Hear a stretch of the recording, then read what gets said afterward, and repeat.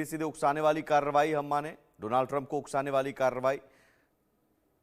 नहीं, इसमें देखिए डोनाल्ड ट्रंप या जो बिडेन का इसमें मतलब नहीं है। इनकी जो ट्रेडिशनल एक पावर स्ट्रगल है कोरिया का, यानी कोरिया और रशिया, इनको दो मानिए, चाइना भले ही बाद में आया हो, और वर्सेस अमेरिका की जो भी लॉबी है, तो ये शुरू से ही रहा है। आप याद करिए, बहुत पहले भी नॉर्थ कोरियन मिसाइल क्राइसिस करके चला था, तो उस वक्त क्या है कि रशिया ने अपनी न्यूक्लियर मिसाइल्स नॉर्थ कोरिया में पोस्ट की थी, तो फिर वो अंतरिक्ष से अमेरिका को पता चला, तो बहुत उस पर बवाल मचा था, और फिर बड़ी मुश्किल से जो है दोनों अमेरिका और रशिया के बीच में जो है संधि हुई।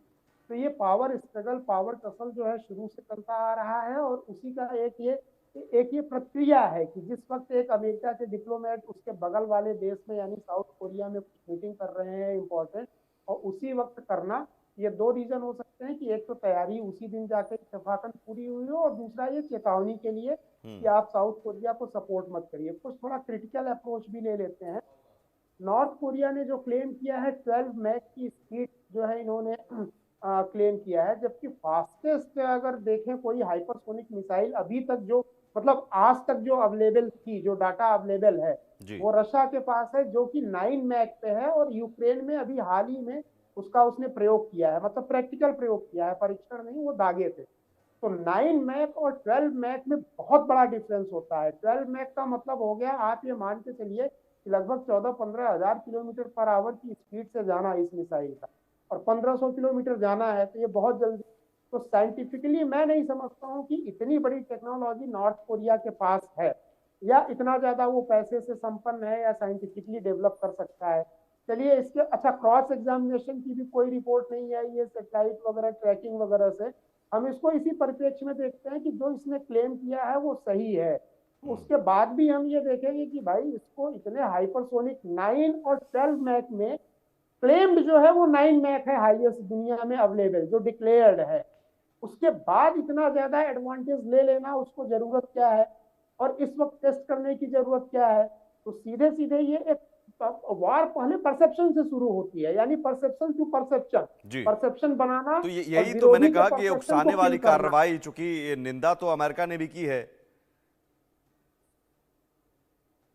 जी, मुझसे पूछ रहे हैं आप? जी, नहीं, देखिए, निंदा बिल्कुल, क्रिटिसिज्म खैर इन चीजों का होना ही चाहिए। अब केवल एक अपने सन नहीं तो की अगर निंदा तानाशाही की गई उसके, इसका मतलब ये सही है। अमेरिका अगर निंदा करता है तो अमेरिका के मुताबिक, अमेरिका के हिसाब से ये चीज है कि हाइपरसोनिक मिसाइल का टेस्ट तो किया है नॉर्थ कोरिया ने। नहीं, ठीक है, देखिए, क्या ऐसे तो चाइना भी अपने जो वॉर इक्विपमेंट है उनके पोटेंशियल्स को, उनकी क्वालिटी को बहुत बताता है, लेकिन कई बार रिपोर्ट आती है कि वो युद्ध के मैदान में या प्रैक्टिकल परीक्षण में फेल हो जाते हैं, कहीं कहीं फिस हो जाते नहीं हैं। नहीं नहीं, ये उसको सफल छोड़ सफल दिया। परीक्षण की तस्वीरें भी जारी की गई और जो हम दिखा भी रहे हैं दर्शकों को। नहीं नहीं, हम, मैं मानता हूं सफल परीक्षण है। मेरे कहने का मतलब अमेरिका तो बिल्कुल ही करेगा, क्योंकि लॉबिंग अमेरिका वर्सेस रशिया में चल ही रही है।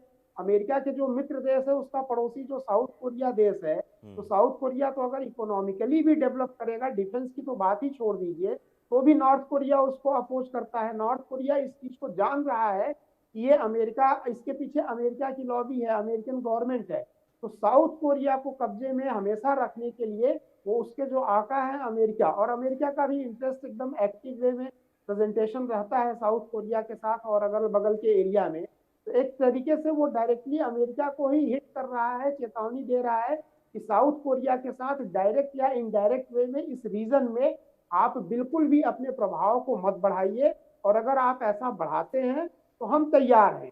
तो इसमें एक मेंटल सनक मुझे ज्यादा दिखाई देती है, प्रैक्टिकल जो वॉर का अप्रोच होता है वो मुझे कम दिखाई देता है। तो ये पहली बार तो है नहीं हरिमोहन जी, इससे पहले भी, अभी चलिए विदेश मंत्री हैं वहां पर, तो ये परीक्षण, इससे पहले अगर अमेरिकी राष्ट्रपति भी साउथ कोरिया गए उस वक्त भी परीक्षण किया गया।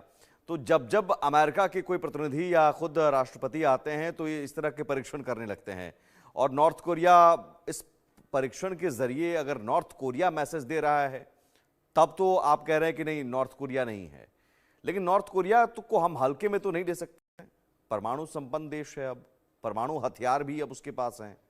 रूस, उसके जवान गए हैं यूक्रेन से युद्ध लड़ने के लिए, रूस ने अपने जवान मंगवाए हैं, हथियार मंगवाए हैं।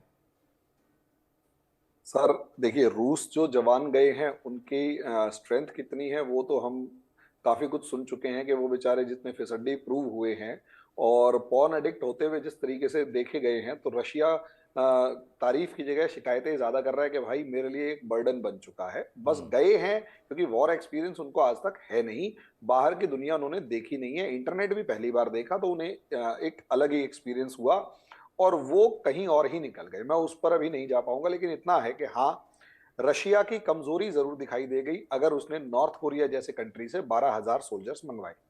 लेकिन मेरा अपना मानना यह है कि सर यहां पर मैं पिछले बार तो मैंने जैसे बताया था कि रशिया के अंदर रशिया की भाषा और बाद में चाइना की भाषा, इन दोनों की भाषा नॉर्थ कोरिया बोलता है।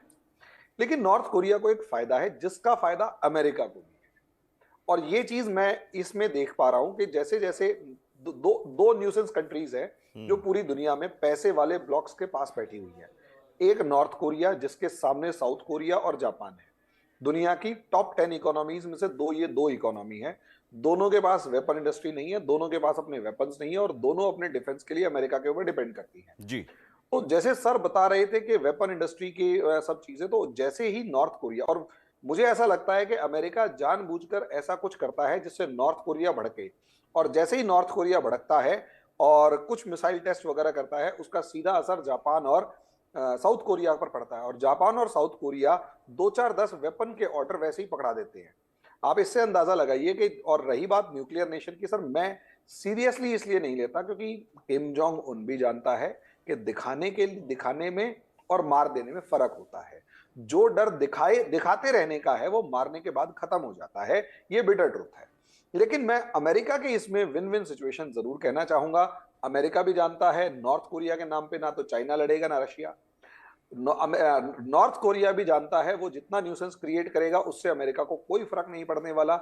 लेकिन अमेरिका को ये फायदा जरूर होता है इस चीज से कि जितना न्यूसेंस मतलब क्रिएट आप ये कह रहे हैं, आप कह रहे हैं और एक मिश्रा जी भी, कि कहीं ना कहीं इस सनकी तानाशाह को, उसकी सनक को और बनाए रखो ताकि हथियार का ऑर्डर मिलते रहे उस इलाके से और हमारा फायदा होते रहे। हथियारों का के जो विक्रेता हैं, उनकी जो लॉबी है वो इस सब के पीछे है कि इस एरिया में जितना टेंशन क्रिएट रहेगा, जितनी अस्थिरता रहेगी, उतना फायदा है, और सनकी को जितना आगे करके हम इसकी सनक को जितना इस्तेमाल कर सकें, वो तो एक तरह से ये पूरा व्यापार है, ये ट्रेड है एक तरह से, है ना।